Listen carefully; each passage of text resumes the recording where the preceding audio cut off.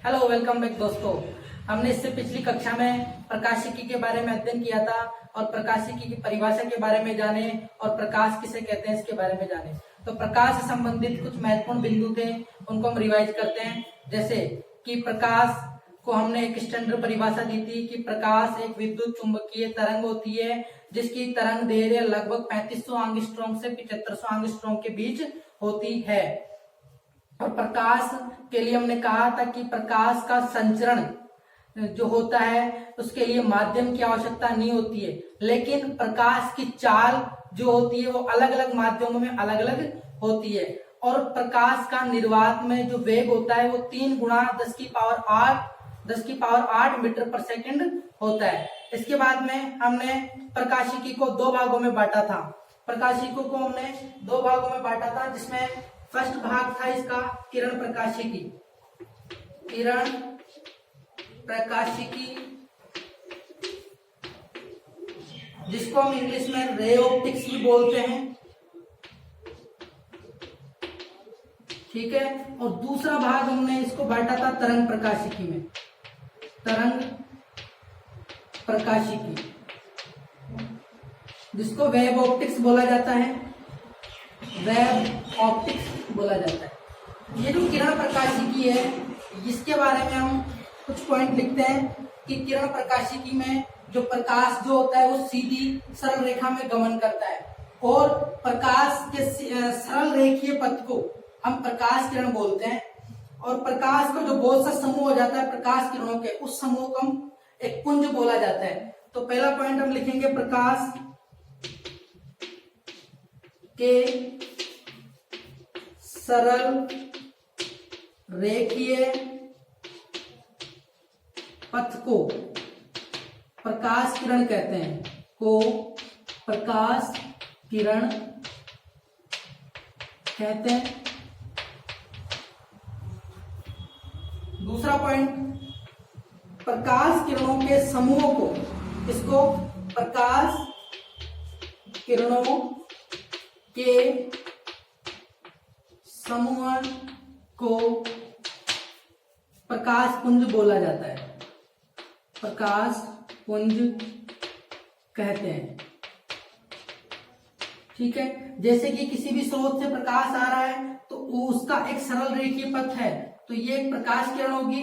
अगर ये प्रकाश किरण अगर बंडल के रूप में जैसे कि और समानांतर प्रकाश किरणें आ रही है तो इनके समूहों को हम क्या बोलेंगे, किरण पुंज बोलेंगे, जो प्रकाश का पुंज कहलाएगा, ठीक है। अब किरण प्रकाशिकी में हम बहुत सी घटनाओं के बारे में स्टडी करेंगे, जैसे कि पहला परावर्तन जिसको हम बोलते हैं रिफ्लेक्शन। दूसरा पॉइंट इसमें हम पढ़ेंगे अपवर्तन, अपवर्तन यानी रिफ्रैक्शन।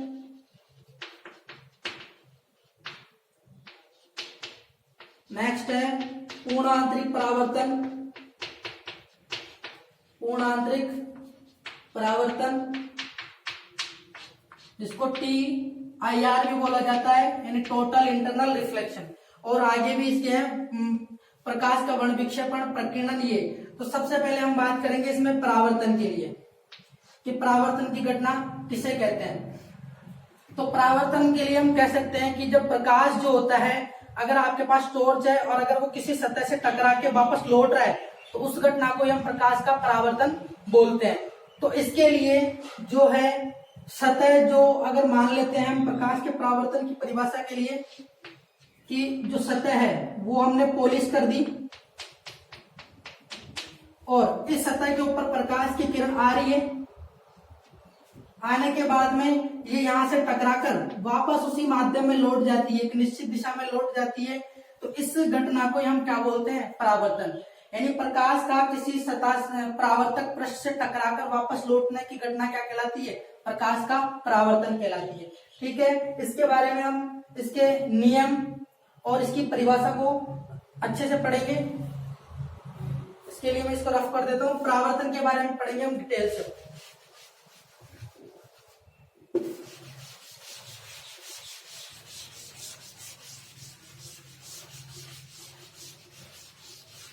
तो पहले हम इसकी परिभाषा लिखेंगे। प्रकाश के परावर्तन की परिभाषा क्या होगी? जब प्रकाश किरण का किसी परावर्तक पृष्ठ से टकराकर वापस उसी माध्यम में निश्चित दिशा में लौटना ही प्रकाश का परावर्तन कहलाएगा। देखिए कैसे, जैसे कि हमने ये कोई सतह है और इसको हमने पॉलिश कर दी। पॉलिश करने, ये जो मैं शो कर रहा हूँ, ये सतह को पॉलिश करना बताया गया है।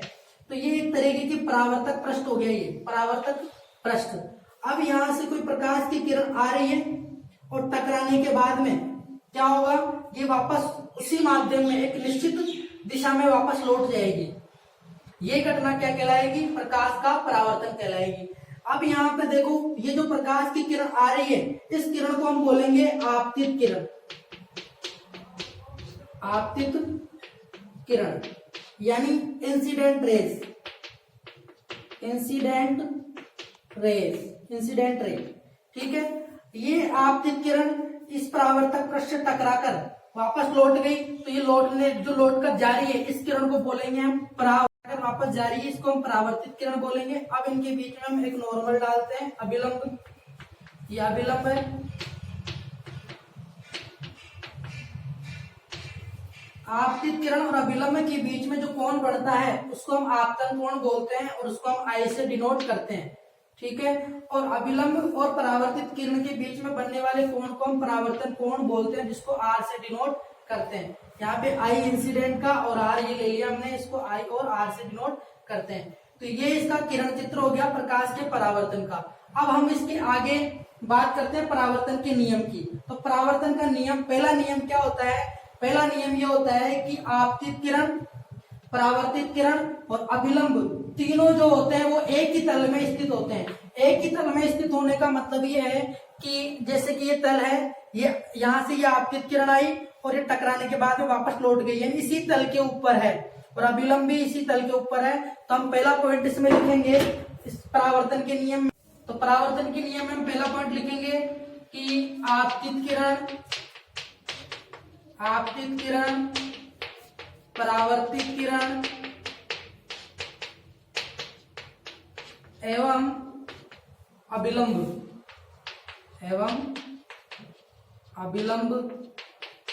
तीनों एक ही तल में स्थित होते हैं, एक ही तल में स्थित होते हैं। दूसरा नियम ये है कि जो आपतित किरण और अभिलंब के द्वारा बनाया गया जो कोण है आपतन कोण, और अभिलंब और परावर्तित किरण के द्वारा जो बनाया गया कोण है परावर्तन कोण, ये कोण आपस में एक दूसरे के बराबर होते हैं। तो दूसरा पॉइंट लिखेंगे कि आपतन कोण हमेशा परावर्तन कोण के बराबर होता है, यानी angle i equal to angle r, angle i equal to angle r. यानी ये जो एंगल है, जब प्रकाश की किरण यहाँ पर आपतित होगी, परावर्तित होगी, तो अभिलंब और इनके बीच में जो एंगल बन रहा है और ये एंगल, ये हमेशा इक्वल होंगे। जैसे कि मान लो ये एंगल बना रहा है 30 डिग्री का, तो ये भी कितना होगा? 30 डिग्री का। अगर मान लो कभी एग्जाम में पूछ लिया जाता है छोटा क्वेश्चन कि ये एंगल उसने बता दिया है कि ये 60 डिग्री का है, तो बताइए एंगल आर का मान कितना होगा? तो आप कैसे बताएंगे? आपको पता है कि एंगल आई और एंगल आर क्या होते हैं? बराबर होते हैं। और ये अभिलंब डाला हुआ है, तो ये जो एंगल है पूरा 90 डिग्री का है, इसमें से 60 डिग्री माइनस हो गया तो कितना बचा? 30 डिग्री का। तो जब ये 30 डिग्री का है तो ये भी कितने का होगा? 30 डिग्री का। इस नियम का यूज करके हम इस न्यूमेरिकल को सॉल्व कर सकते हैं। तो ये थे परावर्तन के नियम। ठीक है, इसके बाद में हम दर्पण के बारे में पढ़ेंगे। तो आप इसको लिख भी सकते हो, नोट कर सकते हो सबको, और मैं इसको रफ कर देता हूं। इसके बाद में हम दर्पण के बारे में पढ़ेंगे कि दर्पण किसे कहते हैं।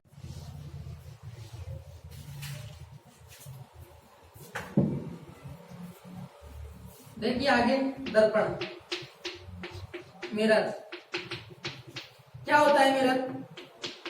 जो हमारे घरों में काम आता है, जो कांच जिसमें हम अपना प्रतिबिंब देखते हैं, वही दर्पण होता है। तो दर्पण कैसे बनता है? दर्पण बनाने के लिए हम क्या करते हैं कि कोई कांच होता है, उसके पीछे की जो सतह होती है उसको हम किसी से पॉलिश कर देते हैं, पॉलिश कर देते हैं यानी चांदी या एल्युमिनियम की परत चढ़ा देते हैं। उसके बाद में क्या होता है कि वो उससे जो प्रकाश की किरणें आती है वो टकरा कर लौटती है, यानी परावर्तन के नियम का पालन करने लग जाती है, तो वो क्या कहलाता है, दर्पण कहलाता है। ठीक है, फिर दर्पण कितने प्रकार के होते हैं? दर्पण हमारे पास दो प्रकार के कह सकते हैं। कैसे? एक समतल दर्पण और एक गोलीय दर्पण। समतल दर्पण, समतल दर्पण कैसा होगा, यानी उसकी जो सतह जो होगी वो कैसी होगी, बिल्कुल प्लेन होगी। और गोलीय दर्पण जो होगा उसकी सतह कैसी होगी, वक्रित होगी, यानी वक्र लिए हुए होगी, उसको हम क्या कहेंगे, गोलीय दर्पण कहेंगे। ठीक है, तो ये जो दर्पण है वो कितने प्रकार के हो गए, दो प्रकार के। एक हो गया समतल दर्पण, दूसरा कौन सा हो गया, गोलीय दर्पण। समतल दर्पण क्या होगा, जिसकी सतह कैसी होगी, बिल्कुल प्लेन होगी, समतल होगी। जो हमारे घरों में कांच काम आता है ना, मिरर जिसको बोलते हैं, वो समतल दर्पण हो गया।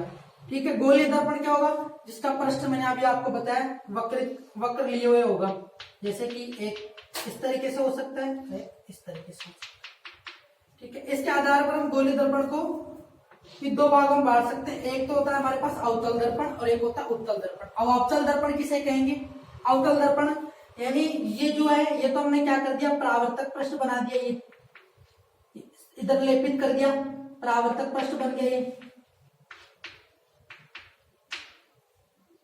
सॉरी ये परावर्त, इसको हम कहेंगे, यहां तो हमने क्या कर दी, पॉलिश कर दी।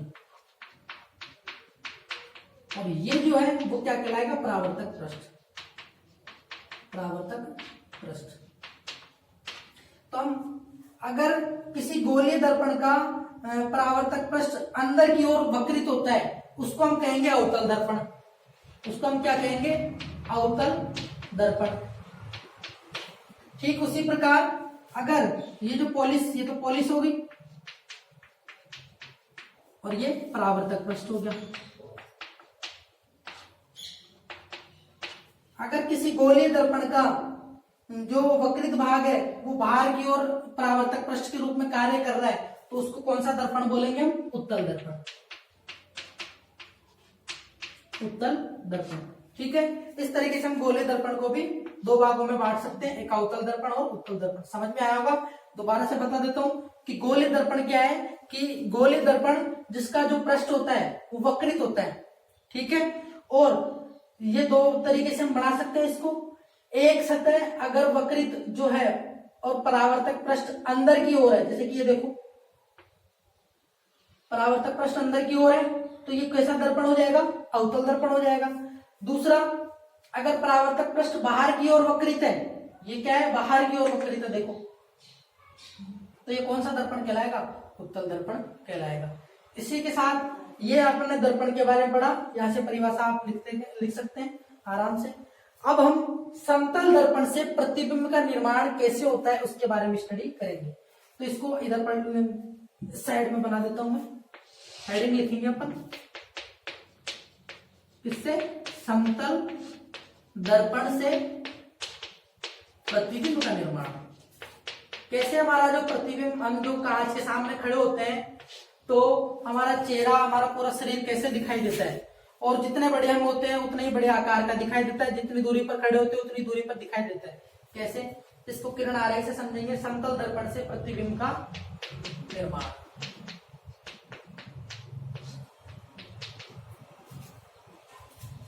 ये हमने समतल दर्पण बना दिया, ये कांच है, इसकी हमने पीछे की सतह को पॉलिश कर दिया, चांदी या एल्युमिनियम की परत चढ़ा दी, पॉलिश कर दी, ये हमारा कैसा दर्पण बन गया, समतल दर्पण बन गया।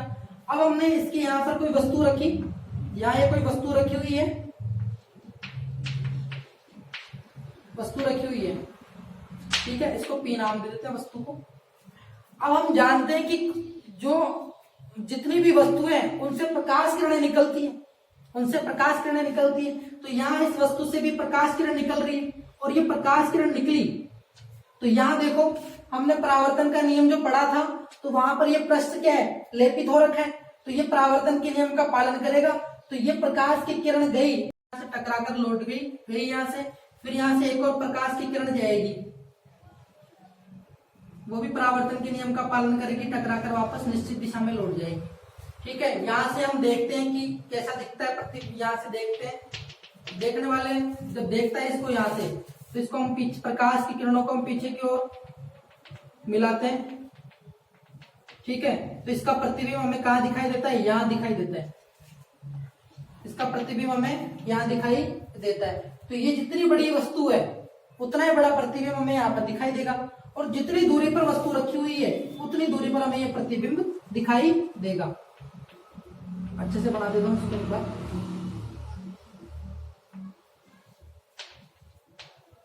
ठीक है, इसका प्रतिबिंब यहाँ बन गया। तो समतल दर्पण से जब प्रतिबिंब का निर्माण होता है तो जितनी बड़ा वस्तु का आकार होता है उतना ही बड़ा प्रतिबिंब बनता है, और जितनी दूरी पर वस्तु रखी हुई थी दर्पण से, जैसे मान लो यहाँ से 5 सेंटीमीटर की दूरी पर रखी हुई है, तो प्रतिबिंब भी उतनी ही दूरी पर बनेगा। ठीक है, प्रतिबिंब भी उतनी दूरी पर बनता है, और जितना बड़ा आकार होता है। और प्रतिबिंब कैसा बनता है? आभासी, आभासी बनता है। और एक बात और, पार्श्व